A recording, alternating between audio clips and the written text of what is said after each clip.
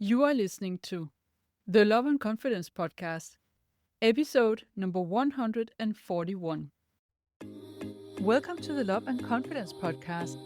If you're a woman who wants to feel more irresistible, have more fun, and create deeper and more authentic connections, this podcast is for you.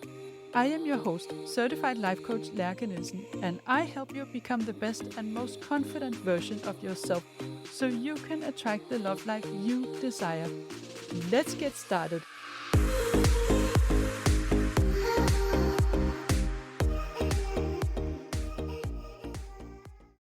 Hey there, welcome back.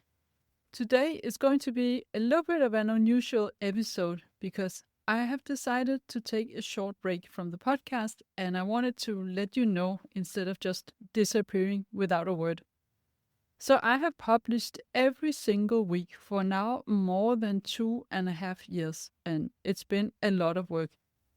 As so many other podcasters, I was surprised of the workload and the time it takes to produce an episode in the beginning. But I was also very committed to being consistent and publishing one new episode every single week, every Thursday at 10 a.m. Central European Time. I have published an episode. And I honestly feel very proud that I did this. There has been times where it was difficult to get the work done, and other times, of course, where it would just flow and I had so many ideas. You have to remember this is all work that I do on my own. I do everything on my own. I don't have an assistant or an editor or anything. So everything related to the podcast, I do it myself and I do it for free. And I have come to a point now where I feel that something new wants to come forward, something new wants to come through, and it's time for the old version of the podcast to step aside and make space for the new, even if it's not clear in my head yet what the new is going to be. I'm definitely not done podcasting, but the way I feel about it now is that it is less fun and more obligation than it was in the beginning and that I want it to be. The podcast has always been my love project. I put so much thoughts and energy and love into it. But in the past few months, I have felt like taking a break and just breathe for a while, recharge the batteries and see what comes up as the next project. So that is what I plan to do, and I hope you will stay tuned and keep subscribing because at some point I'll be back and there will be new episodes and maybe a whole different style of podcast. So another thing I also want to share is that I am myself officially single now, and it has been already a couple of months, so it's not as painful anymore as it was in the beginning. But I will say I had an extremely hard time right after this disconnect when I was going through acute eye surgery and a long recovery with pain and stitches in the eye and anxiety and feeling traumatized by the sudden gravity of it all, as my symptoms came very subtle and they were very vague, and all of a sudden it was quite serious. So having to go through all this alone, and then on top of it, an emotional pain from heartbreak, that was extremely difficult. I think I have probably never felt this alone, and I really needed someone to just hug me and tell me it was going to be all right. I did, of course, have some amazing friends who were there for me, but it didn't take away the pain of being left behind by my partner. And I think I had some really painful lessons about being more alone than I wanted to be when life was hard, in my life in general, but also in these past few months. I've always been very good at taking care of myself. From early life, I had some experiences that taught me to do so. And one thing I have become better at with age is actually not to take care of myself all alone, but to reach out for help, to connect with friends, and not always try to be strong and have it all together when I feel that everything is falling apart. So this is also the kind of experience that made me realize in maybe a little bit hard way what are the things that really matter to me and what matters much less. And with my ex, we had so many great experiences together. We had so much adventure. so much constant novelty. We were going out all the time, trying new things, traveling, both in France and outside of France, far away. And I made a list of all the cities we visited in France and also all the chateaux we have visited, and those are two long lists. Every single time we were together, we did something. We were on the go all the time. And I have, of course, enjoyed it. I have enjoyed it so much. I don't regret any of that. But I do feel that at this point, I've sort of been there and done that when it comes to constantly seeking adventure and action-filled agenda and chasing the next dopamine kick. And I come to realize the need for more groundedness, more stability, knowing that there is someone by my side, whatever happens, and that this actually matters more than the adventure, which is also amazing, but needs to be balanced out with depth and long-term consistency. So, after having felt a very heavy and I will say almost exhausted kind of sadness for a while, I am now here where I bit by bit start to enjoy being single again. I notice the little moments where I remind myself how great it is that I get to decide. I decide when to go out and when to come home and what to eat and when to get up and what to do on the weekends or if I'm going to have any plans at all. I still miss him and part of me would have wanted things to go differently, but the main part of me just knows that it would have never gone differently and that with all our history and what we've been through and our differences, it would have been trying to do the impossible. I can't change who he is and what he wants in life, so I do miss him and I miss his company, but I don't want him back as a romantic partner. And at the same time, I also know that this is a phase that will pass, that the missing will pass. And luckily, I'm very far from making stories about not being good enough myself. I don't believe I have anything to do with us not being together anymore. I don't feel that I am not good enough, and I also don't feel that he isn't good enough. This is more a question of not being aligned in values and what we want and what we believe a healthy relationship is. So at the moment, I'm also very far from being ready to go dating again, but it doesn't mean I'm not going to. I do want to meet someone. I do want a witness to my life, as I talked about in episode, I think it was 139. And I do want someone I can feel safe with and trust and who is stable and reliable and where we can plan a future together, but still have a separate life because that is really important to me. And at the moment, I have other priorities. I just want to reconnect with friends and meet new people, build new friendships, as well as working on my business and making it a priority to do more consistent training, go swimming, biking, and build my muscles. I really feel stronger mentally when I also get stronger physically. And I'm also considering my next steps in terms of where to live and whether to go back to Copenhagen and spend some time there or not. And if so, then when I'm going to do that. So a lot of other things are on the table right now, and dating is not the first thing on my mind. But I definitely haven't given up. And I'm also not telling myself that this is it and I will never meet anyone again. I know I will when I'm ready. And I know even more now what is important to me and what is just fun but less important to me. So just to make it clear, this is not the reason why I'm taking a break from the podcast. It's totally unrelated.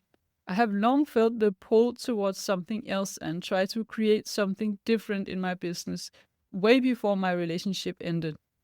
And also, I want to say, and this is important, I am still taking clients.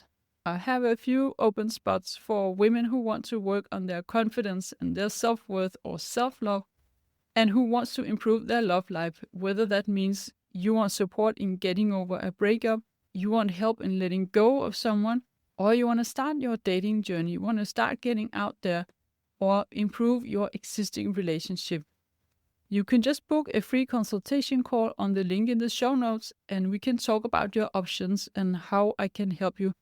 I would love to talk to you and I would love to support you. And so before I take a little break here from the podcast, I wanted to leave you with the love story that I think we all needed to hear. And I think in the past months, I noticed that I see less and less of my friends' content when I open Facebook and more news stories. And it's typically tabloid magazines or other kinds of media that shows me their news. And then I see a lot of ads. And there has been some stories on repeat that were about to drive me crazy because, I mean, who cares about what happened at the Coldplay concert, who had an affair, and what are the details of someone's wedding, and so on. There's been a lot of that overflowing the media. But right now, I think this is the first time ever I see a story that I feel so good about every time I see it, and that I don't mind that it's taking up all my feed on social media every single day at the moment. And that is, of course, the story about Pamela Anderson and Liam Neeson. Now, I'm not going to give you a detailed biography of them. I haven't really studied their lives in detail. And you can see them all over Facebook, and you can go and check it out if you're curious yourself. But I want to just tell you why I think this story is so heartwarming. So Pamela, she's a woman of 58, and she had such a turbulent love life. She was married 5 times, and one of the guys she was married to twice. And she didn't actually have the best choices in men. At least one of them was abusive, and most of her marriages lasted really short time, like 1 or 2 years. We know her most from the series Baywatch, where she basically just played this blonde bimbo in a bathing suit. Except this is very far from the woman she is today, because later in life she has played much more demanding roles, and she has especially made it her mission to step out of the conventional beauty standards. And you could say that she's now setting a new trend, which is to not use makeup, not even in front of photographers, and when she's wearing exclusive designer clothes to different events. She shows up 100% natural. She talks a lot about self-acceptance and being yourself, and ironically, when you think of her from Baywatch, she is now probably the most authentic woman in Hollywood. And then we have Liam, who is 73 and who is known as a much more serious actor, except from a few comedies. And his story is quite sad because he lost his wife in a tragic skiing accident back in 2009. And he only dated one woman after that and never found someone for the long term. And he had actually stated at some point that he was done dating. And so they met each other while filming The Naked Gun, a comedy. I haven't seen it yet, but I'm definitely going to, just because of these two. And apparently there was a really good chemistry on the set, and then the romance just continued afterwards. And I think there's something very sweet and encouraging and optimistic about their story. Of course, we don't know if it's gonna last, and typically there's no positive story that can survive out there without someone trying to ruin it and come up with rumors about their past and so on. But I choose to ignore that. I only want to hold on to the version I believe is true, which is that they met and they fell madly in love. And for me, this is already such a heartwarming story. 2 people, both in a very mature age, falling in love, and especially because they both come with a bit of a dark, sad, or turbulent love life history, which just goes to show that it's never too late to find true love.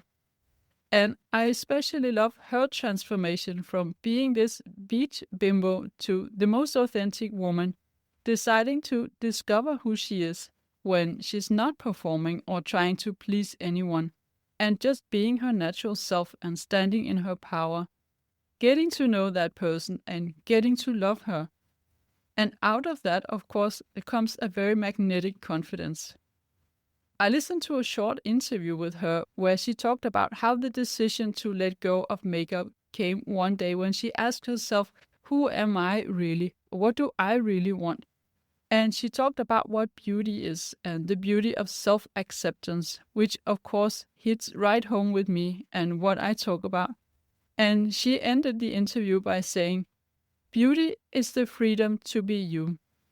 And I wonder if what really happened was that she had to first find herself before he could find her. And in spite of having stated that he was done with dating, her being herself in her magnetic authenticity completely won him over. Can you feel it? I am a hopeless romantic. Nothing is ever going to change that. And with these words, beauty is the freedom to be you. And this love story of two people finding each other after grief, abuse, and turbulent love lives. I will leave you for now, but don't let go of your subscription. Don't fill your podcast app with too many other podcasts. And you can also listen to some of the other 140 episodes, because before you know it, I will be back again with something new and exciting. And until then, if you need my support, book a free call on the link in the show notes. And in all cases, enjoy life, enjoy dating, and remember, there's only one person in this world who knows how to be you. So go and do that. Be you. See you soon again. If you like what you're hearing on this podcast and you want to get support from a coach on your love journey, I invite you to book a free consult call with me. You will find the link in the show notes. And also, don't forget to subscribe, and I would love it if you would rate and review this podcast, and then you'll also help other women find it.